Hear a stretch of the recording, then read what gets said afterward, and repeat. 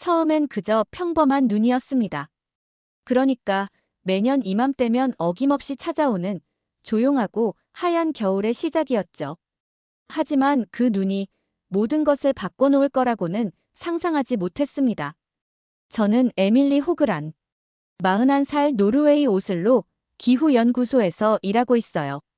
세상과 조금 거리를 둔 채 12살 딸과 함께 산골 마을에 살고 있죠.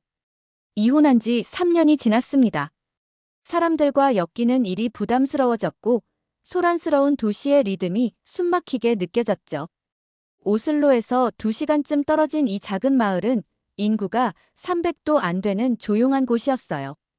젊은이들은 이미 도시로 떠나고 남은 건 평생 이곳을 지켜온 어르신들 뿐이었습니다. 조용한 삶, 그거 하나면 충분하다고 생각했죠. 복잡한 관계도 시끄러운 도시도 이젠 지쳤으니까요.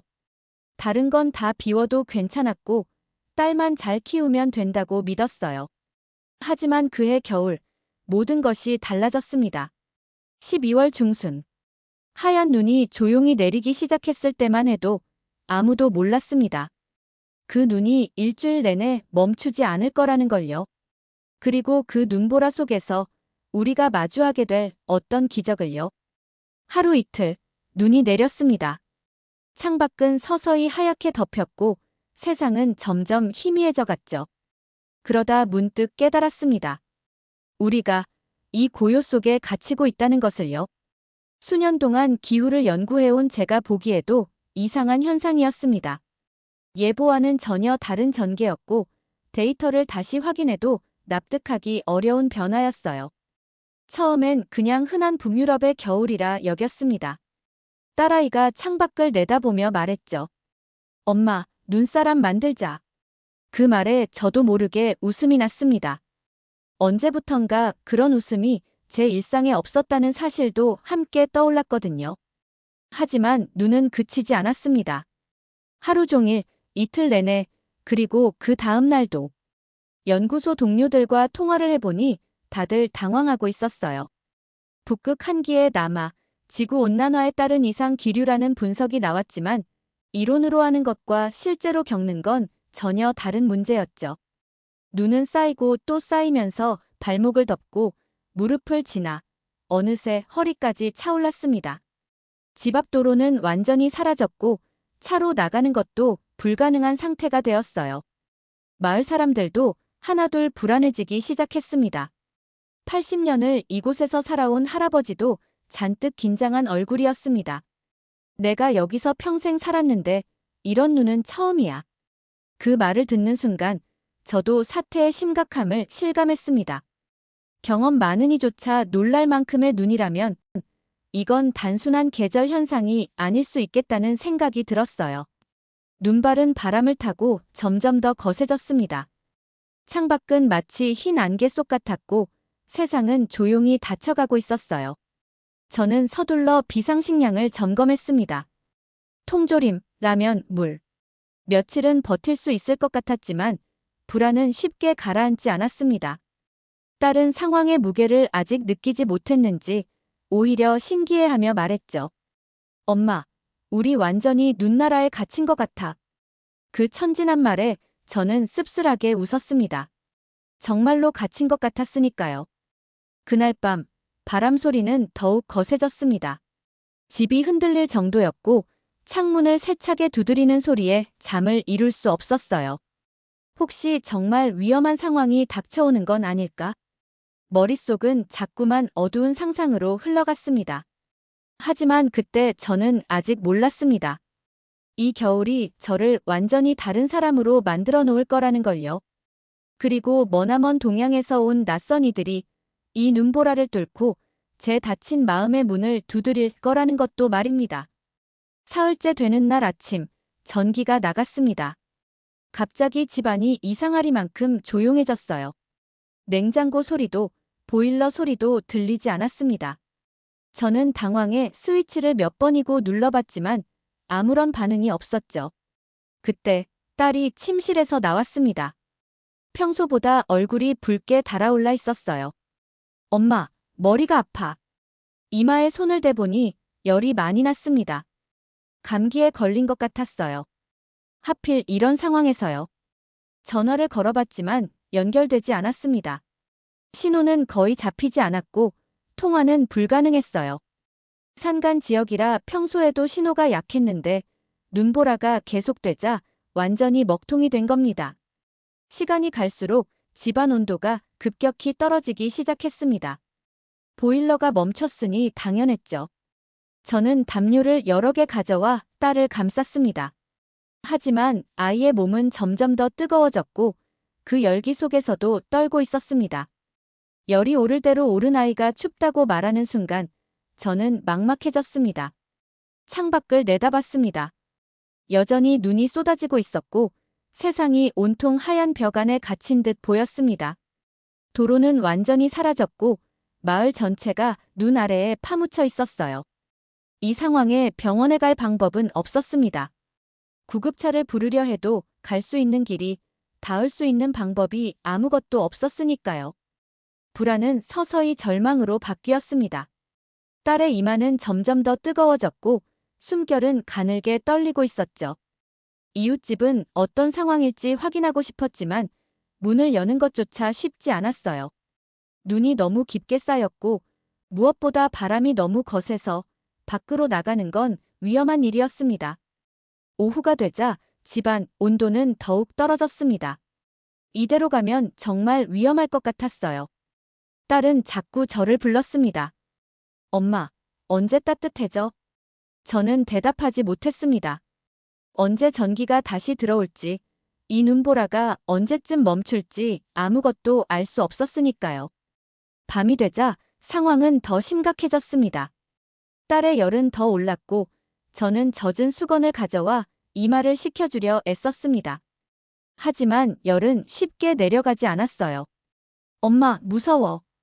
저 역시 무서웠습니다. 이런 상황에서 아이가 아프면 무엇을 어떻게 해야 하는지 알 수 없었거든요. 저는 다시 담요를 꺼내 딸과 함께 돌돌 말아 감쌌습니다. 서로의 체온으로라도 따뜻하게 지키는 수밖에요.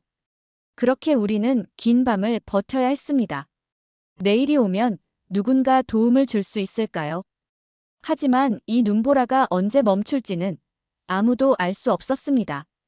넷째 날 아침, 딸의 상태가 더 나빠졌습니다.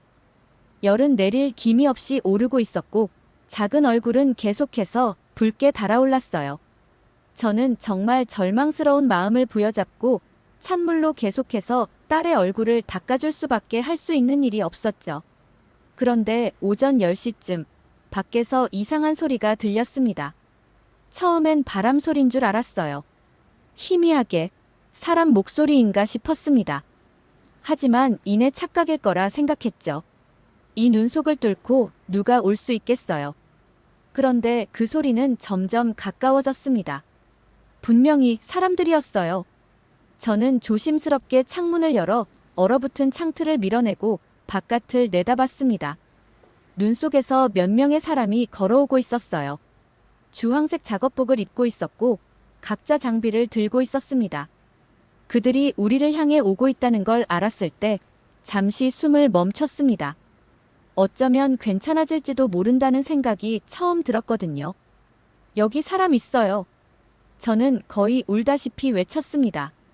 그 사람들이 저희 쪽을 바라보고는 눈을 헤치며 다가왔습니다.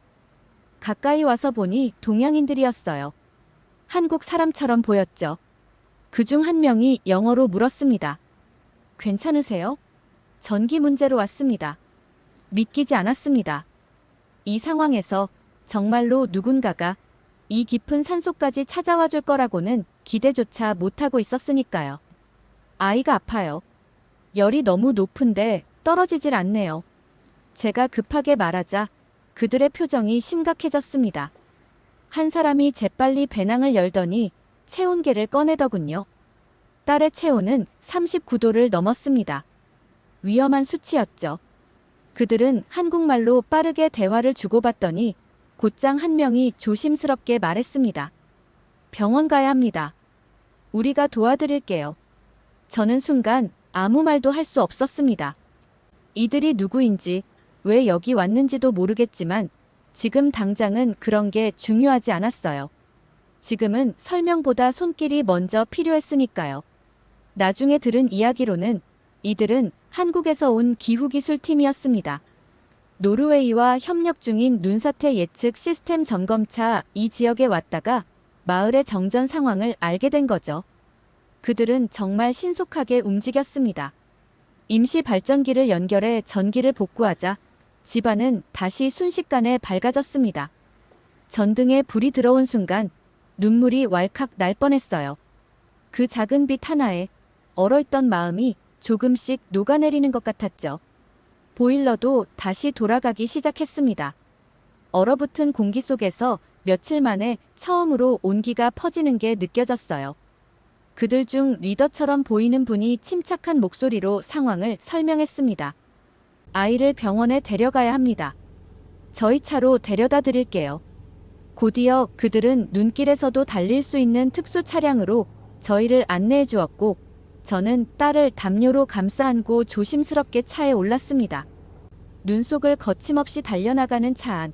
그들은 놀라울 만큼 차분했습니다. 운전도 매끄러웠고 손놀림에는 익숙함이 배어 있었어요. 마치 이런 순간에 익숙한 사람들이라는 듯이요. 병원에 도착하자 의사 선생님이 바로 진료를 봐주셨습니다. 독감이었지만 치료만 잘 받으면 괜찮을 거라는 말에 겨우 마음을 놓을 수 있었어요. 다행히 주사를 맞고 약을 받은 딸은 조금씩 안색을 되찾기 시작했습니다. 정말 고맙습니다. 저는 집 앞까지 다시 데려다 준 그분들께 깊이 고개를 숙였습니다. 감사한 마음이 목까지 차올라 더 이상 아무 말도 할 수 없었죠. 그중 한 분이 부드럽게 웃으며 답했습니다. 아이가 괜찮아져서 다행입니다. 그 순간 저는 인간으로서의 진심을 먼저 보여준 이 사람들에게서 특별한 것을 느꼈습니다. 동양에서 온 이 한국인들은 단순히 기술을 가진 이들이 아니라 사람을 향한 마음을 품은 존재들이라는 것. 그게 이들을 움직이고 있었던 거죠. 위급한 상황 속에서도 누군가를 위해 조용히 손을 내밀 수 있다는 건 쉬운 일이 아니니까요. 그 손길 덕분에 제 아이는 다시 숨을 고를 수 있었고 저 역시 마음을 놓을 수 있었습니다. 한국 기술팀은 저희를 집까지 데려다 준 뒤에도 바로 떠나지 않았습니다. 마을 전체의 전력을 복구해야 한다며 다시 장비를 챙기고 움직이기 시작했죠. 저는 그들에게 뭔가 대접하고 싶었습니다. 하지만 집안을 아무리 둘러봐도 내놓을 수 있는 건 간단한 음식뿐이었어요. 그래도 따뜻한 차 한 잔 정도는 드리고 싶었습니다. 괜찮습니다. 일 먼저 끝내겠습니다. 리더처럼 보이던 분이 조심스럽게 말했지만 저는 그 말이 더 마음에 걸렸습니다. 눈보라 속에서 며칠째 쉴 틈도 없이 움직였을 텐데 말이죠. 오후가 되자 마을 여기저기 집들에도 하나둘 불이 들어오기 시작했습니다. 작업 속도는 놀라울 정도로 빨랐고 움직임은 정확하고 체계적이었습니다. 하지만 진짜 신기했던 건 그들의 태도였어요. 단순히 고장난 전기만 고치는 게 아니었습니다. 사람들을 직접 찾아다니며 안부를 묻고 특히 연세 많은 어르신들께는 더 세심히 다가갔습니다. 혼자 사는 할머니 댁에서는 장작까지 직접 패면서 말이죠. 할머니, 추우시죠? 불 좀 피워드릴게요. 그들이 서로 한국말로 이야기하는 걸 들었을 때 무슨 말인지는 몰라도 그 안에 담긴 따뜻함이 먼저 전해지는 것 같았습니다. 소리 너머로 사람의 온기가 느껴지는 순간이었죠.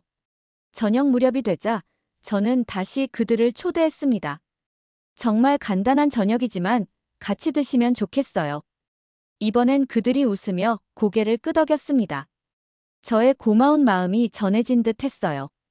다행히 딸의 상태도 많이 호전되어 함께 식탁에 앉을 수 있었습니다. 그중 한 분이 딸의 이마에 손을 얹어 체온을 확인하더니 부드럽게 말했습니다. 아이가 많이 좋아졌네요. 식사를 나누며 조금씩 이야기를 나눴습니다. 그들은 모두 기후 관련 기술자들이었고 한국에서 개발한 눈사태 예측 시스템을 노르웨이에 설치하는 프로젝트를 담당하고 있다고 했습니다. 우리나라도 겨울이 춥습니다. 하지만 이렇게 갑작스런 폭설은 저희에게도 낯설어요. 리더분이 조용히 말을 잇자 저도 고개를 끄덕였습니다. 기후 연구를 해온 제게도 이번 눈보라는 설명하기 어려운 일이었으니까요. 식사 도중 그들 중 한 명이 조심스레 배낭을 열더니 한국 과자를 꺼내 딸에게 건넸습니다. 한국에서 가져온 과자예요. 아이들이 꽤나 좋아하더라고요. 딸은 처음 보는 과자를 신기해하며 조심스레 입에 넣었습니다. 한국에는 맛있는 음식이 많아요. 나중에 기회가 되면 구경 오세요. 농담처럼 건넨 말이었지만 그 순간 저는 진심으로 한국에 가보고 싶다는 생각이 들었습니다. 차가운 외국 땅에서 만난 따뜻한 기술자들 덕분에 그곳이 처음으로 마음속에 자리 잡기 시작했죠. 밤이 깊어가고 그들이 떠날 시간이 되자 왠지 모르게 마음이 허전했습니다. 오늘 밤은 어디서 주무실 건가요? 제가 물었더니 근처 호텔에서 묵어야 할 것 같다고 말했습니다. 하지만 이 날씨에 호텔까지 가는 것도 쉽지 않아 보였어요. 괜찮으시면 저희 집에서 주무시면 안 될까요? 조금 망설였지만 용기를 내어 제안했습니다. 그들이 우리에게 해준 걸 생각하면 너무 작은 보답이었지만요. 그들은 잠시 눈빛을 주고받더니 고맙다며 제안을 받아들였습니다. 거실에 매트리스를 펴고 따뜻한 이불을 내어드렸습니다. 정말 감사합니다. 내일 아침 일찍 떠나겠습니다. 그날 밤은 오랜만에 집안이 따뜻하고 안전한 공간이라는 느낌이 들었습니다. 혼자 아이를 키우며 버텨내야만 했던 외로움이 그날만큼은 조금 사라지는 것 같았죠. 다음 날 아침, 한국 기술자들은 떠나기 전 마을 전체를 다시 한번 점검했습니다. 각 집마다 전기가 제대로 들어오는지 확인하고 혹시 모를 문제를 세심하게 살폈지요. 저는 그들과 함께 마을을 돌았습니다. 각 집을 찾을 때마다 말이 잘 통하지 않는데도 몸짓과 표정만으로 마음을 전하더군요. 서툰 영어로 조심스레 전하는 말에도 마음은 분명히 통하고 있었어요. 그 모습을 보며 문득 낯선 감정이 밀려왔습니다. 언제부터였을까요? 저는 사람들과 거리를 두고 살아왔습니다. 이혼 이후로는 더더욱 그랬지요. 누군가에게 다시 마음을 주는 게 두려웠습니다. 또다시 상처받을까 봐요. 그래서 이 조용한 마을로 왔던 겁니다. 조용한 삶이 필요했거든요. 하지만 이 한국 사람들은 조금 달랐습니다. 처음 보는 외국인에게 친절한 손을 내밀었습니다. 어떠한 대가나 계산을 바라지도 않고요. 그 진심이 저를 조금씩 녹이고 있었던 것 같아요.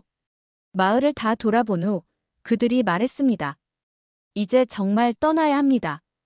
다른 지역도 점검하러 가야 해서요. 그 말을 듣는 순간 아쉬움이 밀려왔습니다. 그들이 떠나면 다시 예전의 외로운 생활로 돌아가야 하는 거잖아요.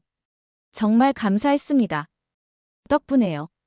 말을 끝맺지 못했습니다. 목이 메이면서 눈물이 날 것 같았거든요. 가족이 얼마나 소중한지 다시 느꼈습니다. 저희도 감사했습니다. 그 말을 듣는 순간 꾹 눌러두었던 감정이 터져버렸습니다. 이혼 이후로 쌓아온 차가운 마음의 벽이 무너지는 것 같았어요. 사실 저는 사람들과 가까워지는 게 무서웠어요. 무심결에 말이 나왔습니다. 그러면서 나도 모르게 깊이 묻어두고 한 번도 들여다보지 않았던 마음을 털어놓고 있었습니다. 남편과 헤어진 후로 누군가를 믿기가 어려웠어요. 그래서 이런 외진 곳에서 혼자 살고 있었는데 그 순간 제 딸이 제 손을 꼭 잡았습니다. 아이도 제 마음을 알고 있었나 봅니다. 그런데 여러분을 보니까 알겠어요. 세상은 아직 따뜻하다는 걸요. 그들은 조용히 들어주었습니다. 그 눈빛에 위로나 동정이 아닌 그냥 진심이 담겨 있었습니다. 그걸 느낄 수 있었어요. 제가 너무 마음을 닫고 살았나 봐요. 아이에게도 미안하고요. 엄마, 괜찮아. 우리 이제 친구들이 생겼잖아. 그 말에 모두 웃을 수밖에 없었습니다. 그 순수한 말 한마디가 분위기를 가볍게 풀어주었거든요. 한국에서는 이런 말을 해요. 사람 사이엔 정이라는 게 참 중요하다고요. 정. 처음 듣는 말이었지만 그들이 보여준 게 바로 그것 같았어요. 그냥 친절한 척 하는 게 아니라 진심으로 누군가를 생각하는 마음이에요. 그제야 알 것 같았습니다. 이 사람들이 왜 낯설지 않게 느껴졌는지, 왜 자꾸 마음이 움직였는지도요. 이들과 헤어지는 게 아쉬웠지만 제 마음속에는 새로운 희망이 생겼습니다. 조금은 사람을 믿어도 괜찮지 않을까? 조심스럽지만 그런 생각이 들기 시작했습니다. 한국 기술자들이 떠난 뒤 저는 딸과 함께 감사 편지를 쓰기 시작했습니다. 뭐라고 쓰면 좋을지 딸이 조심스럽게 물었고 저도 한참 고민했습니다. 고마움이 너무 커서 어떤 말로도 다 담기 어려웠거든요. 우리 마음 그대로 쓰자. 우리가 느낀 대로 솔직하게. 딸은 편지 한쪽에 예쁜 그림도 그려 넣었습니다. 웃고 있는 한국 아저씨들과 저희 가족이 함께 있는 모습이었어요. 작고 따뜻한 그림이었지만 그 안에 많은 이야기가 담겨 있었죠. 편지를 보낸 후 저는 한국에 대해 조금 더 알고 싶어졌습니다. 인터넷으로 한국의 문화와 기술을 찾아보며 하나하나 읽어내려갔습니다. 알면 알수록 놀라운 사실들을 많이 발견했습니다. 한국이 기후 기술 분야에서 이렇게나 앞서 있는 나라인 줄은 몰랐거든요. 특히 재생에너지와 환경기술은 월등했습니다. 엄마, 한국어 배우고 싶어. 조금은 갑작스러웠지만 아이도 어느새 한국에 관심이 생긴 것 같았죠. 한국 아저씨들처럼 착한 사람들이 사는 나라니까 그 말도 배우고 싶어. 아이의 말에 저도 마음이 조금씩 움직이기 시작했습니다. 저도 한국어를 배워보고 싶었어요. 단순한 언어가 아니라 그 마음을 알고 싶어서요. 몇 주가 지난 어느 날 한국 기술자들로부터 답장이 도착했습니다. 정말 정성스럽게 쓴 편지였어요. 그리고 편지의 마지막, 예상치 못한 제안이 있었습니다. 노르웨이와 한국의 기후 기술 협력 프로젝트를 확대하려 한다며 저에게 그 프로젝트에 참여할 의향이 있는지를 물어온 거였습니다. 저는 깜짝 놀랐어요. 물론 제 전공이 기후 연구이긴 했지만 이렇게 직접적인 제안을 받을 줄은 몰랐으니까요. 엄마, 이거 좋은 기회 아니야? 아이의 눈빛은 기대와 설렘으로 반짝이고 있었지만 저는 망설였습니다. 지금의 안정된 일상을 내려놓고 전혀 다른 환경에 뛰어들 용기가 있을까요? 며칠을 고민했죠. 그러던 중 딸이 조용히 말하더군요. 엄마, 우리 그동안 너무 숨어 지냈던 것 같아. 그 말이 전곡을 찔렀습니다. 정말 그랬어요. 상처받기 싫어서, 변화가 두려워서 늘 한 발 뒤에 머물렀던 것 같아요. 나 한국 아저씨들처럼 용기 있는 사람이 되고 싶어. 딸의 말에 저도 마침내 결심했습니다. 이제는 달라질 때가 된 것 같았습니다. 연구소에는 한국 프로젝트 참여차, 장기 휴가를 신청했습니다. 딸의 학교에도 사정을 설명했더니 서울에 있는 국제학교로 전학이 가능하다는 답이 돌아왔습니다. 그날부터 한국어 공부를 시작했습니다. 딸과 함께 온라인 강의를 들으며 하나씩 배워나갔죠. 발음은 어렵지만 배우는 재미가 있었습니다. 특히 정이라는 단어를 배운 날이 기억에 남습니다. 그동안 들었던 말이었지만 한국어로 배우니 그 의미가 더 깊이 다가왔습니다. 엄마, 우리도 정이 많은 사람이 될 수 있을까? 딸이 물었고 저는 망설임 없이 대답했습니다. 그럼 우리가 받은 따뜻함을 이제 우리가 나누어 주면 되는 거야. 그렇게 저희 모녀는 한국으로 떠날 준비를 시작했습니다. 새로운 인생의 문이 열리고 있었어요. 10시간이 넘는 긴 비행 끝에 도착한 인천공항에서는 모든 것이 낯설고도 신기하게 느껴졌습니다. 공항에는 한국 기술팀의 리더분이 마중 나와주셨습니다. 노르웨이에서 마지막으로 본 이후 처음 뵙는 자리였기에 그 얼굴이 반가워 눈물이 날 뻔했어요. 어서 오세요. 한국에 오신 걸 환영합니다. 유창한 영어 인사에 저는 준비해온 어설픈 한국어로 답했습니다. 안녕하세요.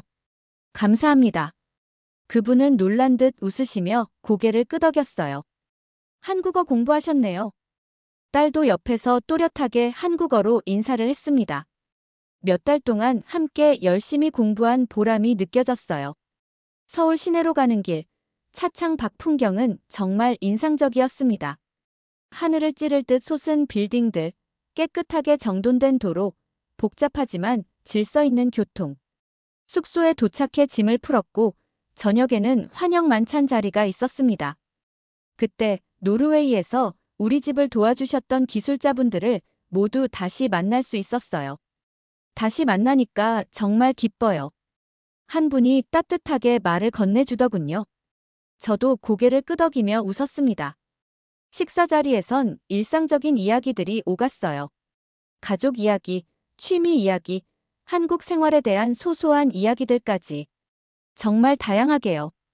며칠 후 본격적인 협력 프로젝트가 시작되었습니다. 한국의 기후 기술은 기대 이상이었어요. 특히 인공지능을 활용한 기상 예측 시스템은 솔직히 말해 노르웨이보다 훨씬 정교했죠. 이런 기술이 있었더라면 그날 상황을 미리 알 수 있었을 텐데요. 제가 아쉬운 마음으로 말하자 연구팀장님이 조용히 대답하셨습니다. 그래서 이번 협력이 더 중요합니다. 서로의 경험을 나누는 기회니까요.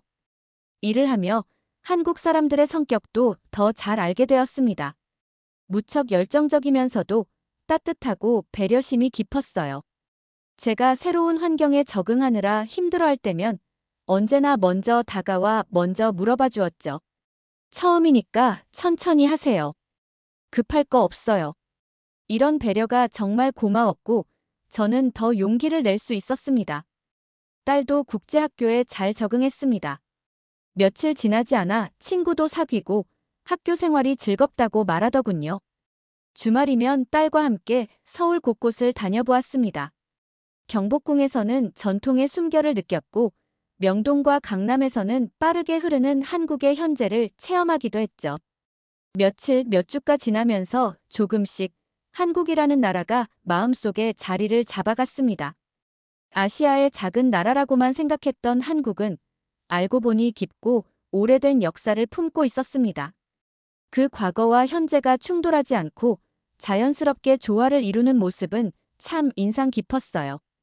전통과 기술, 조용함과 활기, 따뜻함과 치열함이 자연스럽게 섞여 있는 나라. 그것이 제가 느낀 한국이었습니다. 서울에서의 시간이 쌓일수록 저는 이 나라를 더 잘 이해하게 되었습니다. 기술이 뛰어난 나라라는 것만으로는 설명되지 않았죠. 사람들이 서로를 배려하고 따뜻하게 대하는 모습에서 한국만의 진심이 느껴졌으니까요. 그 따뜻함은 매일의 삶 속에서도 그리고 딸을 통해서도 점점 더 확실하게 다가왔습니다. 그러던 어느 날 딸이 조심스레 제게 말했습니다. 엄마, 여기서 계속 살고 싶어요. 그 말을 들은 순간 저도 고개를 끄덕였습니다. 저 역시 같은 마음이었거든요. 이곳에서의 매일이 마치 새로운 삶을 선물 받은 것 같았으니까요. 한국에서의 생활이 1년을 넘기면서 저는 한 가지 중요한 결정을 내리게 되었습니다. 노르웨이 연구소와 협의 끝에 한국 지사에서 장기 프로젝트를 맡게 된 것이죠.